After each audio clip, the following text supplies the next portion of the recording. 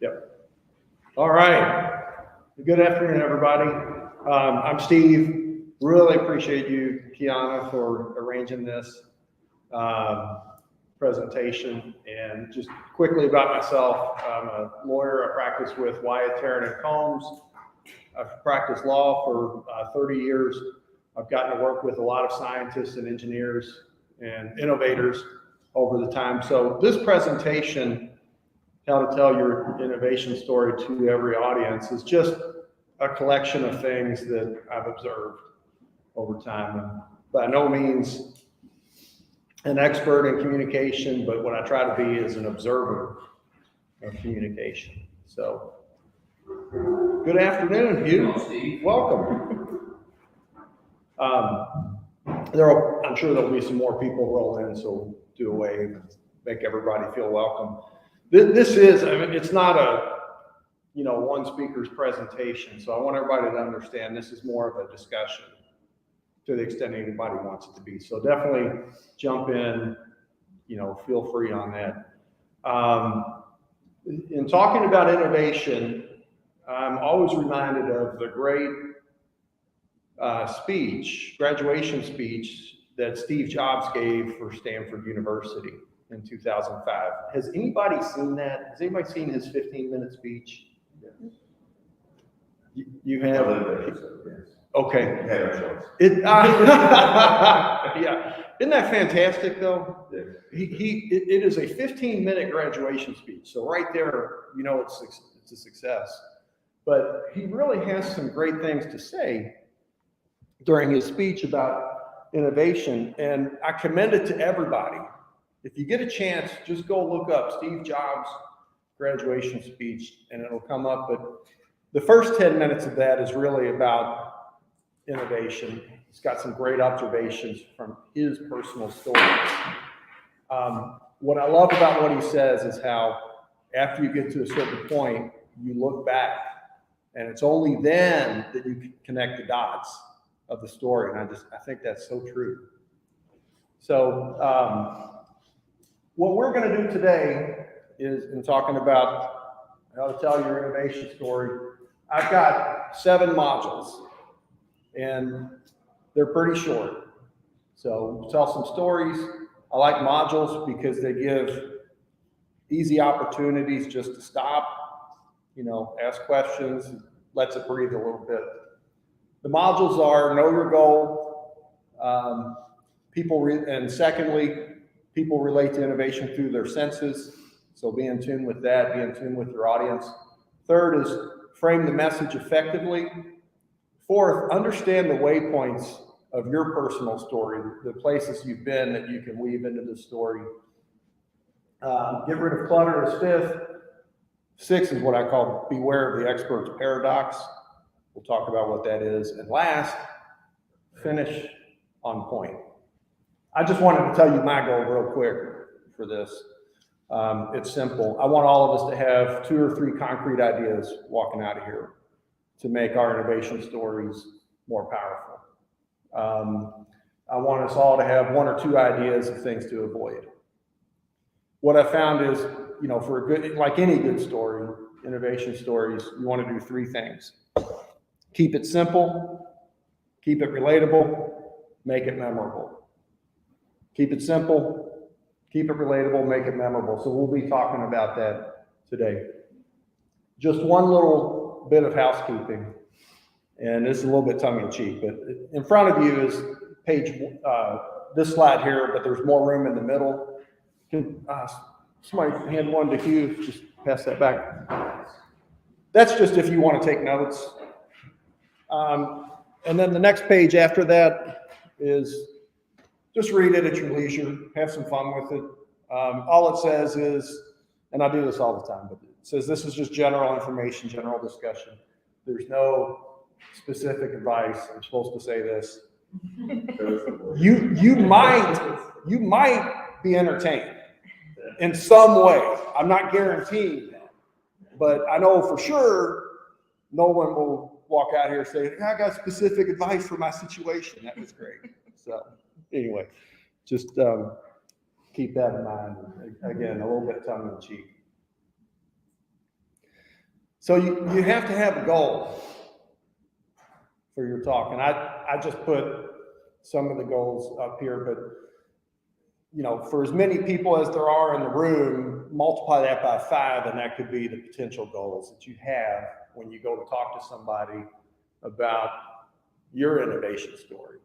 Rama, 20 years at GE, and before that, Whirlpool. Do you have an innovation? I'm not going to ask you to give it unless you want, but do you have an innovation story that you tell to your prospective clients about your past and your experience?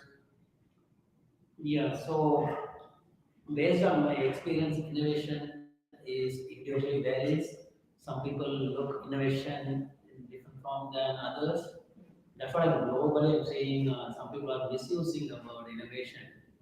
Um, so based on I'm a hands-on engineer. I do not by hand in the lab, spend a lot of time in the lab.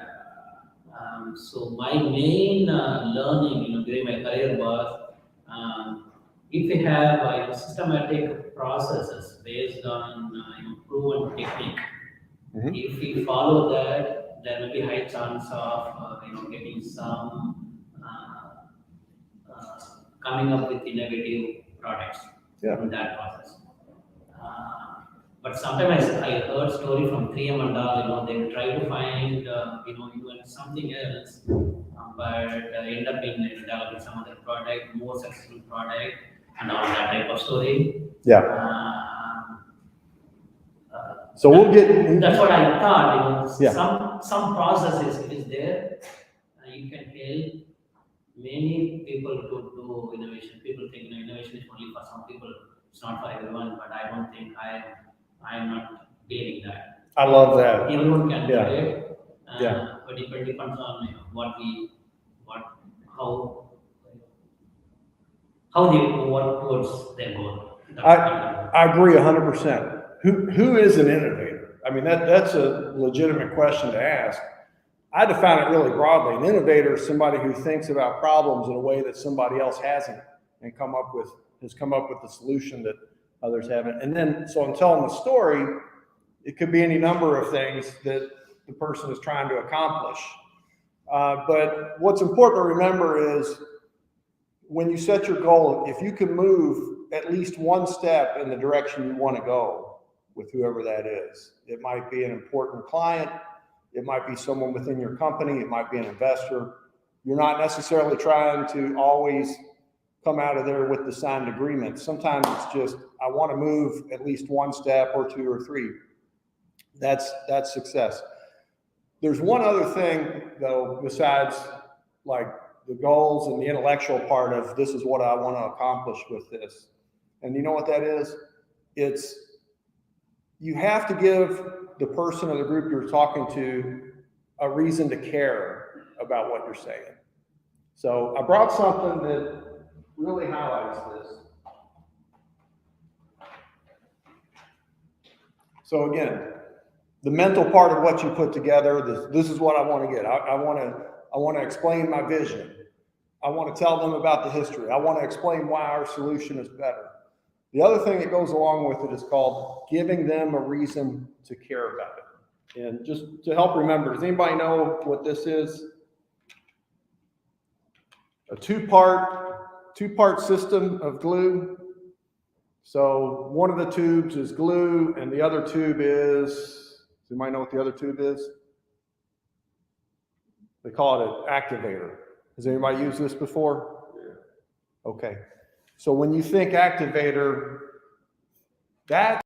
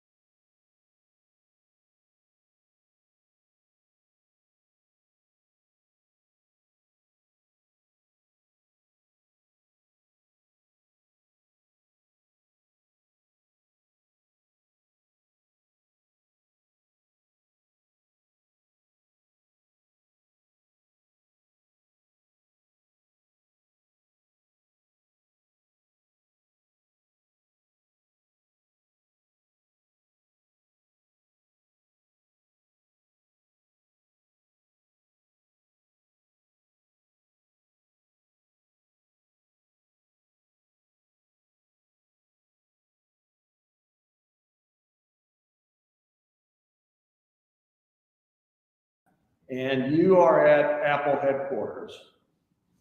The discussion of the day, and really every day it seems, is how are we going to design the iPod, portable music library? What will it look like?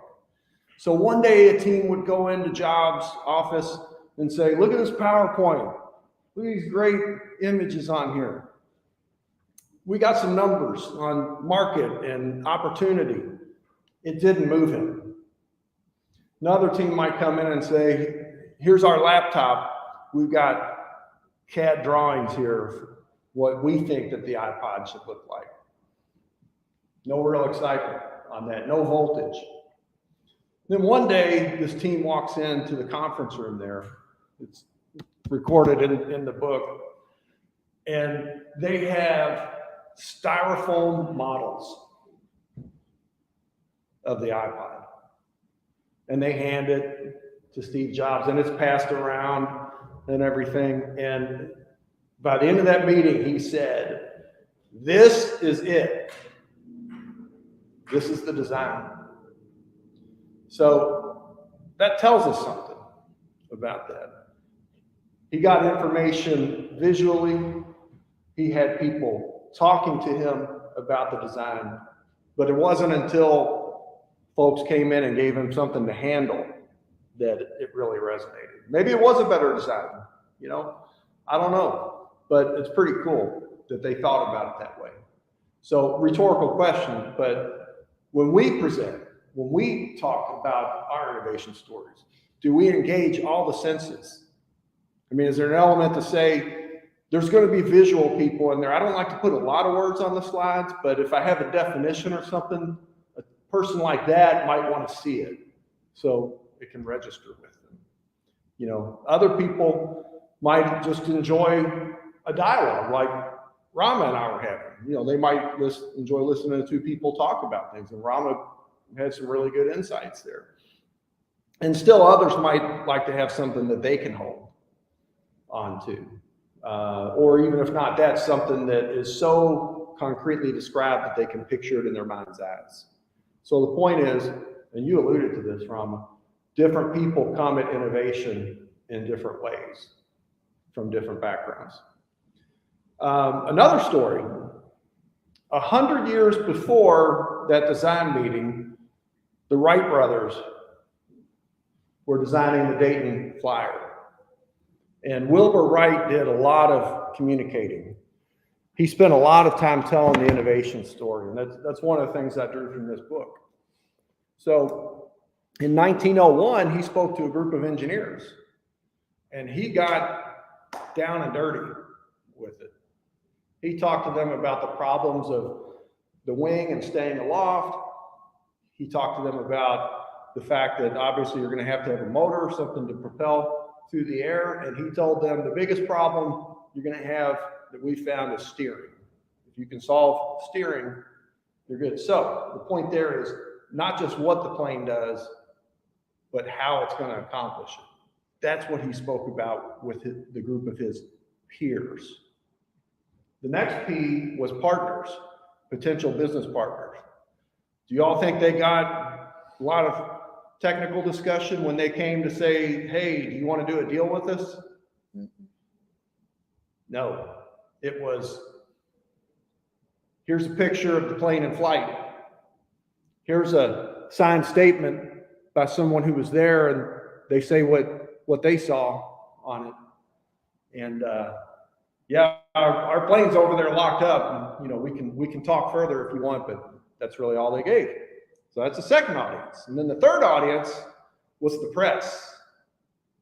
What they said to the press, basically, in so many words, was come to the airfield, write about it, and come. And you'll see our plane make 3 circuits and land in the same spot that it took off from. They excited the imaginations of the press and the people who read the papers. So 3 different audiences, 3 different approaches. What does that tell us? We have different audiences, but if you're in a company, you're going to talk to your boss who's in management in one way, and it's going to be different than you would talk to a colleague who's on the design team. And you may talk to a client about their technology and have to obtain the information from them, and that's a different discussion. One of the things I love about this is that in my work as a lawyer, I get to do this on a regular basis because I get to hear from the inventors what they have, and they explain it to me, and they need to know enough about the law so they can be effective. So it's this two-way exchange of information with people from different audiences. So always remember who your audience is and tailor the message to that audience. Can anybody think of a time that they'd want to share where they took information from their specialized area and packaged it for someone from a different background that didn't have that specialized area of knowledge? So totally okay. I like to let the conversation breathe, and one way I do that is I'll sometimes pause and ask if people have anything. Sure, I'm a neuroscientist by training, so when I sit down with a client, I usually frame it not as an innovation discussion, but as a tell me what keeps you up at night discussion. I want to hear your problems.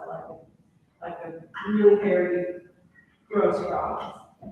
And so most of the time, what I'm able to do is package up, what I know about the scientific method and apply it to that problem. And where I see that a huge gap in the market is actually following through, right? You have a hypothesis, we're gonna test it, let's deploy something, and then let's measure it, and then let's do what you were talking about before.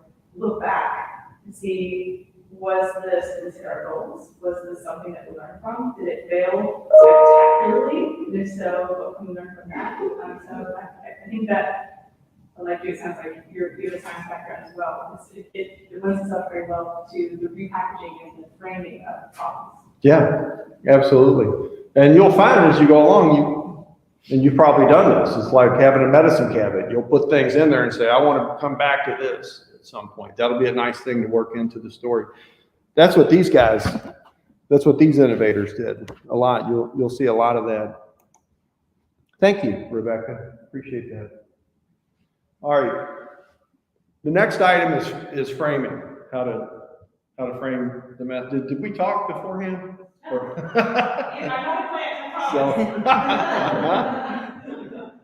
So that was good. Framing is important. Framing is what you use to orient the person or group you're speaking to, that you're telling your story to your topic, and get them leaning in a positive direction. Because there's so much information out there just swirling about everything. If you can frame it, it makes the discussion a lot more frequent, efficient.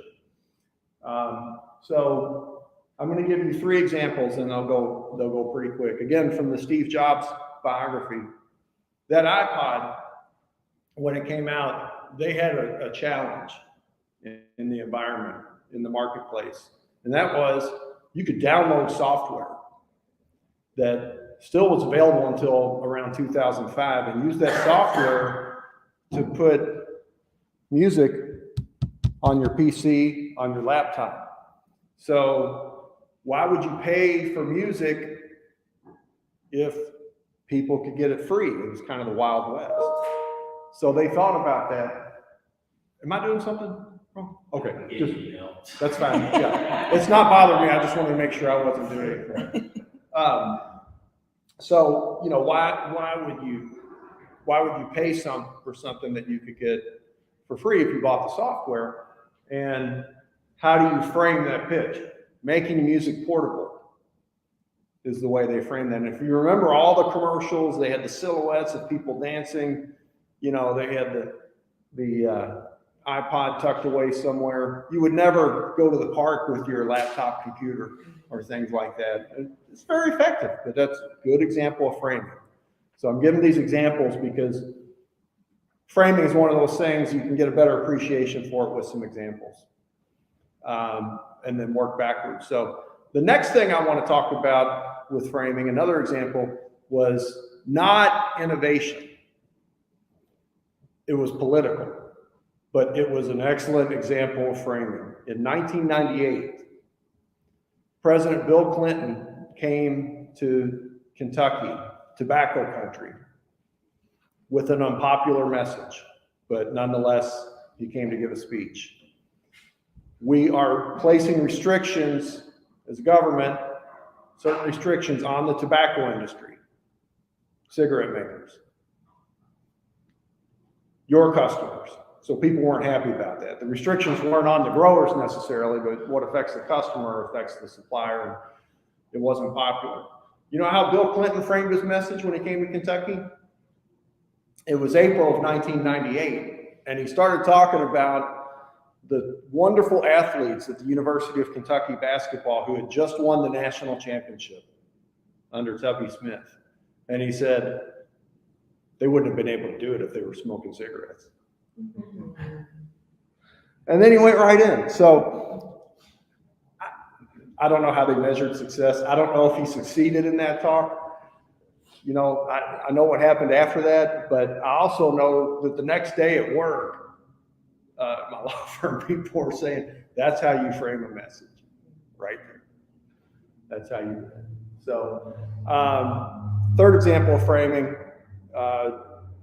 this is a fictional speech or innovation story that Wilbur Wright might have told, but it's titled, "We Solved Steering."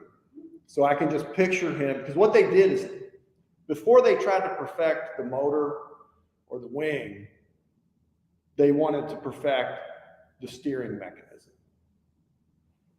He said that regularly. It's going to be the hardest thing to do, the balance and the steering. So this is what he would say if he was pitching to inventors. We did the hardest thing first. We've got that out of the way. There will never be a better time to invest in this company than right now. You know, again, fictional discussion, but that might be something he would say. So I give those three examples. And then I'd like to zoom out. Because I think if you look at these, there's kind of an approach that's helpful to take on this. I look at it as 3 steps, and I just want to like hover on this one a little bit and go through it. Because if you think about the 3 examples I just gave, there's a pattern that I think develops. And I think that we can use this in our own preparation to get a good frame. So first, you have to think about the destination. Where do you want to take this discussion? You know, in the immediate part of the discussion and long term, you've got to have a destination. Keep young people from smoking is a destination. Buy our product and take your music with you is a destination.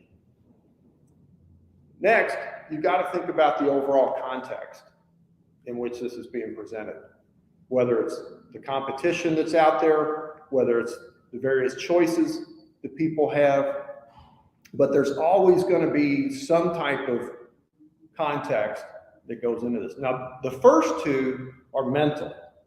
So you just spend time thinking and observing about it.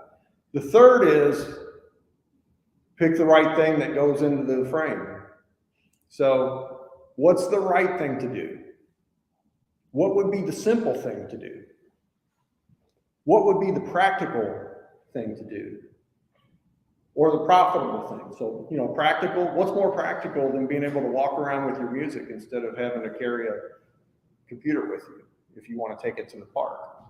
So that's really good. You know, Clinton's message, the right thing to do, you know, to him, what he was saying is young people should be able to meet their full potential and not give them products that will keep them from doing that.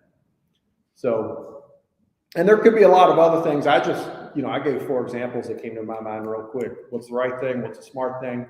What's the practical thing? What's the profitable thing? It'll depend on the audience, but you can usually use something like that just to come up with a quick statement. Portable music is better than free music, might be one. We solve the hardest problem first. There will never be another better time to invest in our company than right now is another. So, does that make sense?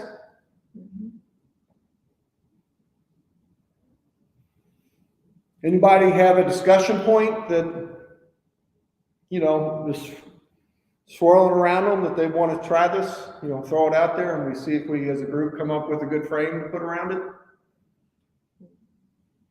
I did 3. I was on the jobs and the iPod thing, though. I think it's also important to point out that he took away like the pirating of the music. That was just a gigantic issue. People were losing millions and millions of dollars, and hurt the artists, and hurt the companies that were producing, it hurt everyone. So they saw that problem too. That's a great point. So I'm going to repeat it. I should have been doing this before, but just to make sure that the people watching this later on the recording. So one of the things that Jobs accomplished was you had all this pirating going on, and his solution, the Apple solution, helped to solve that. That's a great point. One other thing they really wrestled with at that time, Sony, I think it was Sony. They took the position that we will not decouple the music from the album. You can buy the album, but you can't buy the song. So there's a whole interesting thing in the book about how they framed and how Apple decided that to say, man, if you want a song, just get the song. So once again, they were right about that too. And so make it practical, make it make sense, that kind of thing. A lot of framing happened. One thing we mentioned too on that topic, I lived in San Francisco at the time. I was a big Napster, LimeWire user. So that was then. So I'm not even the Napster guys, just being in that space of tech. Sure. So when that came out, that Casey can do this and Apple's can do this, and we're like, damn him, because only Apple could do this. No one else could step into this and try to take something away, because from what the innovators in that era was, that was innovation. He was like, oh man, he's gonna try to productize it. We just want the streaming opportunity to do whatever we want with it. So that was in 2 ways. It was only Apple could do it, and to the mass market, it was innovative what he was doing from a product and a delivery perspective, mobile portable, right? But from a streaming, get music free was, there's not really many people who are like, no, we want to pay for that. Yeah. So, unless you're ours, so anyway, just a side tale from the career of San Francisco. Yeah, that's a great point. And one of the things they kicked around, if you read this book, is let's make our message it's the right thing to do for the artists. Don't like, hey, Mr. and Mrs. Public, don't get something free that you're allowed to get for free because you're hurting the artist. Do the right thing and pay for it. But they never really thing in San Francisco was like, definitely. It's innovative, it's creative. It's not trying to get whatever you can do. It's going to sneak around and that was like the thing. But that was my advice. I wonder. Yes. Question. Yeah. Based on the definition, is there a method to picking what goes in the frame based on the destination? Is there a method for what goes in the frame based on the destination? Yes, there is. And the reason is there's also an audience, an end person or group who's going to listen to your story. And that's going to determine the destination, and the audience is going to determine what goes in the frame. Are you thinking of, no pressure at all, but are you thinking of anything in particular there? So, of course, I'm always thinking from a founder's perspective. So if a founder is pitching and there's multiple different types of people in the audience, how do you determine what part of the frame that you focus on? Man, that's a good point, because in my view, you probably want to pick one thing. Mm-hmm. So I would say pick the thing that's going to have the widest appeal. Mm-hmm. Give me a typical group. Are we talking about 3 to 5 people? An investor. If there's a room full of 80 people. 80. That's a lot. 40% of them are investors. Okay. Like you're at a conference You know, Demo day, something like that. yes, yeah. I think one of your criteria for what goes in the frame is gonna be, is this gonna have wide impact across the 40 who I'm most interested in reaching? Not necessarily the 80 in the room, but if your goal is to attract investment, what would resonate with them? And try different things in there. Yeah, that's good. But you're right, it's gonna depend on a lot of things. How did we solve the problem? Why is our solution better? You know, what is it that we're asking people to consider doing? That kind of thing. So, and it's fun. It's kind of the, you know, this is art and it's science. I mean, innovation itself is both art and science, right? There's a creative aspect to it. And so, you know, that's what this is too. So I always say, you know, when you get ready to do this, have a little fun with it, you know, try some different things and it'll have a good feel when you settle on the right one. Maybe a collage for images. Yeah. You know, if you like to put stuff on a whiteboard, that's a great thing. Some people like to draw pictures of it to help them think. You know, one thing about my slides, there's a little bit of there's a little bit of a back of the napkin aspect to some of these. So, you know, I'll scratch stuff out. The way this one came about wasn't a napkin, but it might as well have been. It's just a sheet of paper, and I started thinking about what are the different stories and things that I've observed from companies. And so I came up with things that I call the gate, the off-ramp, the high hurdles, the rendezvous point, alternatives or options. And there's a lot of good stories around this. We definitely don't have enough time to go into all of them. I'm going to give one example of how to put this into your innovation story, but I think of the term as waypoints. So a waypoint in navigation is something where, okay, I know where I was and I know where I am now, and I know where this is taking me along the course. Think about that topic when you're deciding on what to put into your innovation story, you know. And again, I mean, what's important about most innovation is the features that go along with it, but stories are more memorable. I mean, if we want to make it relatable, stories are how to do it. And they definitely stick with people longer. So find a way to do this. Almost hit your computer. So just a little blow up, but you know, I think of the gate. This will be especially relevant to founders. You know, Apple started in the garage. The Wright brothers were in the top floor of the bicycle shop in Dayton, Ohio. Space will be a big thing on this idea of gate, because for every company, eventually they want to pass through this gate. X has to happen before Y. You know, before we can really take the next step, we have to have our own space.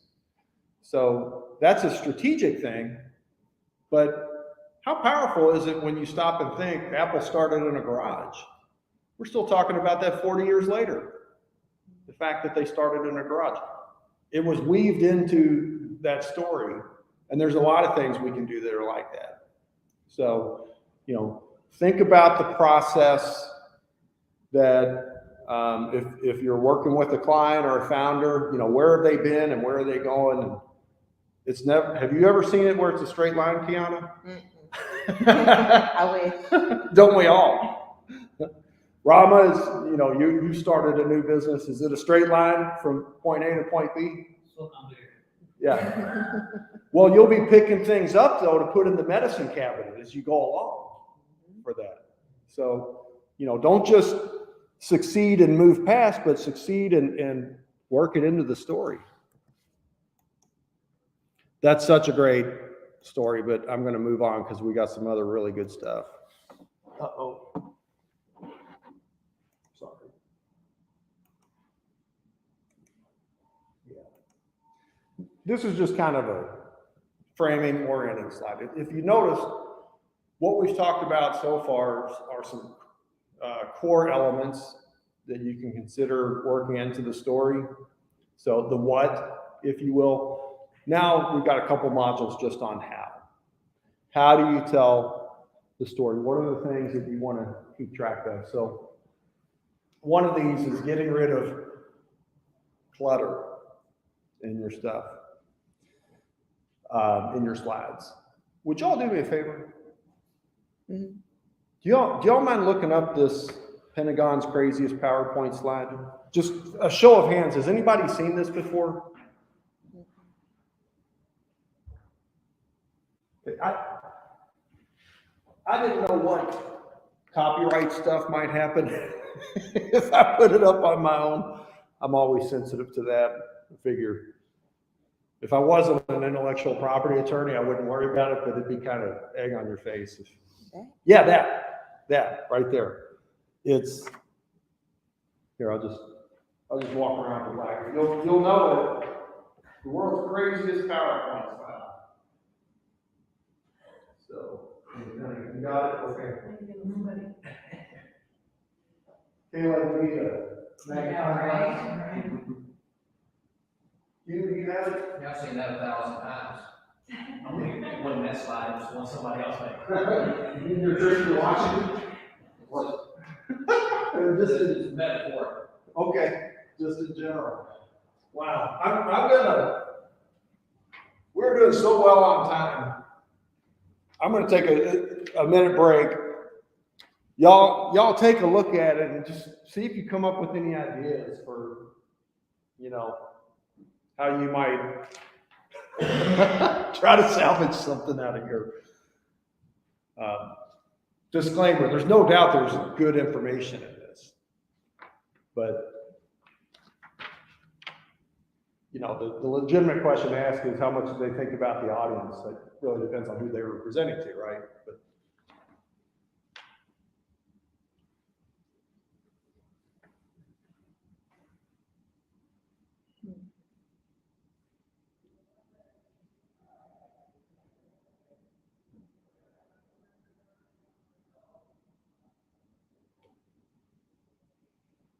and you might look, when we reconvene here in a few seconds, you might be thinking about where did your eyes go on this? That offered any type of pattern or familiarity.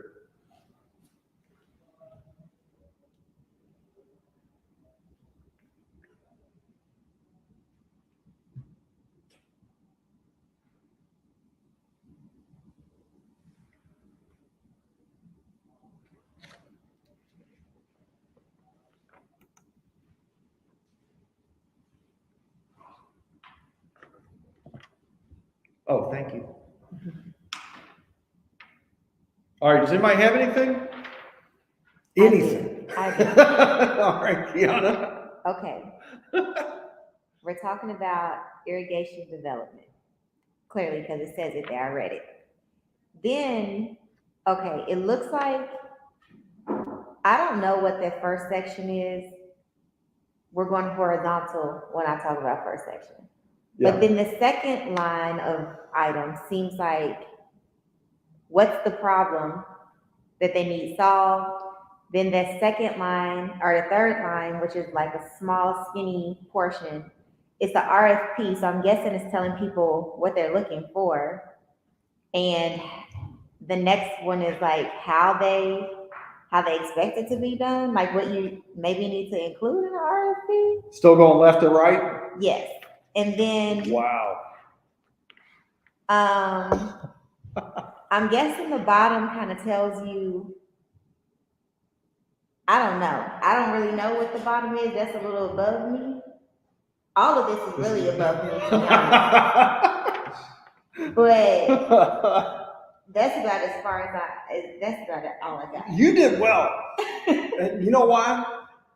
You stayed more to the center, didn't you? Did you kind of come down? I did not even wade in the Well, I center use this portion. left side as a guide to Okay. figure out if I need to be looking up and down based on color or left to right.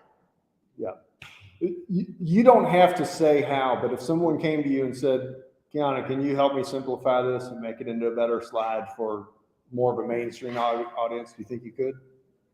Yeah. Yeah. Anything's gonna be better than this. Absolutely. Yeah. So it was just fun. Maybe another minute on. Anybody have anything on this to add? That was great. I found the Rosetta Stone just at the top left-hand corner in the very nondescript Venn diagram. What we're dealing with here are three interfaces between three different government processes. And so, Keon's right, the x-axis is basically technology development phases. That's how it's split up. In the y-axis, we have three different systems driven by different stimuli. The top is a need-based, so when a thing changes and there's a need that arises, it kicks off that set of programs, processes. The second is event-driven, so when some new information enters the system, that kicks off these processes, and those look awful. And then the last is just a plain old calendar driven by a timeline, always going on underneath all the time, decision-making, checks and balances. Yeah, more of an executive role there across the body. That was fantastic, Rebecca. I'm glad it's hard to buy tanks, though. That's my conclusion. It's hard to buy tanks? Yeah. I actually think they have a picture of a tank in there somewhere, but it's. Yes, a few of them. Is that what these little brown things are? Oh. So, yeah, that was really good stuff. I found some things too. Everybody's going to see different things. I did not go into the area that I call contingencies on my slide, which you seem to hit. I completely missed the Venn diagram. So, yeah, I know. I was paying more attention to the axes, but thank you, man. So that was good. But yeah, it was. Depending on the audience, this might have been very audience-centered. But if so, that's like 1/10 of 1% of the entire, relevant population. I've seen so confusing stuff. Yeah. Yeah, just, and it goes back to what we said earlier. I mean, there's a type of thinking that would probably resonate with, but other people might want just more of a clear flow of ideas, clear diagrams. So yeah, we all get it. Clutter and writing. So this happens a lot. This was from an article that I saw in Forbes on running certain chemical reactions on gas pipelines just to remove the stuff that you want out of it. I thought, this is like, why is Forbes so technical on this? But, what happens is they interview the company, they were doing a feature on this company and they just pull something from the website and they don't really change it. But it's really pretty easy to change it. So the Forbes is on the left, just 2 sentences from the article. But on the right is a proposal for what we might do to remove the clutter from the writing. And this would be if you were doing this for a business audience like who reads Forbes. Obviously, if you were doing it for an audience from the American Chemical Society, it would be different. Hello. Hi, Dana. Hey, Welcome. Doing well. Nice to see you.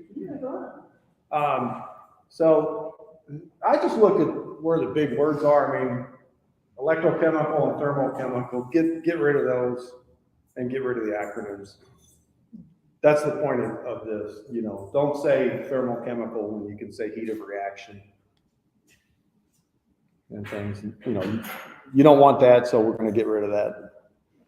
I mean that in 2 ways. You don't want the heat, you don't want the thermochemical, so we're going to get rid of that. That's what the designers of this company were saying about their process, but what I'm saying is you don't want that in your writing, so get rid of it. All right. The expert's paradox. Dana, we have kind of gone around a clock. So that's the way I picture this, telling your innovation story. So we've looked at have a goal, have a target. People relate to innovation by the senses, so have good visual, auditory, and tactile content. And you don't have to write it down. I have something I can give you. Frame the discussion, look at where you've been and weave that into your story. And then right when you walked in, we were talking about get rid of the clutter in your writing and in your slides. And now we're talking about what I call the expert's paradox. So many people are experts based on training, based on education. Someone who has come up with their own product, their own solution for something, they're an expert in that. They understand it much better than anybody they're going to be talking to. So you have to take that into account. It's really easy to get bogged down in the things that are really, really technical and the jargon and the language and not even know that the person that you're talking to is kind of disengaged, because it's just not something that interests them because they haven't studied that. The same thing happens in the other direction too. I mean, if the CFO wants to talk to the R&D director, about accounting and budgeting and things like that, they have two different backgrounds, two different sets of experiences. So all I'm saying is this is a challenge and it has to be bridged. And the reason I chose this image, the expert's paradox, so she is climbing, right? How does she get into the top? By the grace of God. What, by the grace of God? Yeah, that's a very good point. Handholds and footholds. The things that are going to get her to the top are handholds and footholds. To the expert, the things that got them to the top, you can think of them like those handholds and footholds.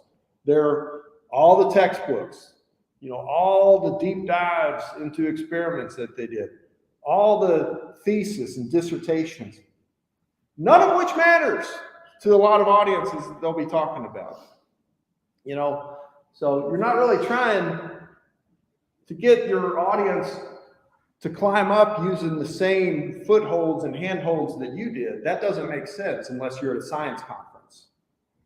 But you have to lay those aside.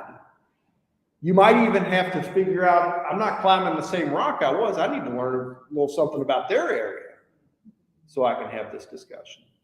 But the expert's paradox is these things can really hinder a person because it's a great thing to become an expert.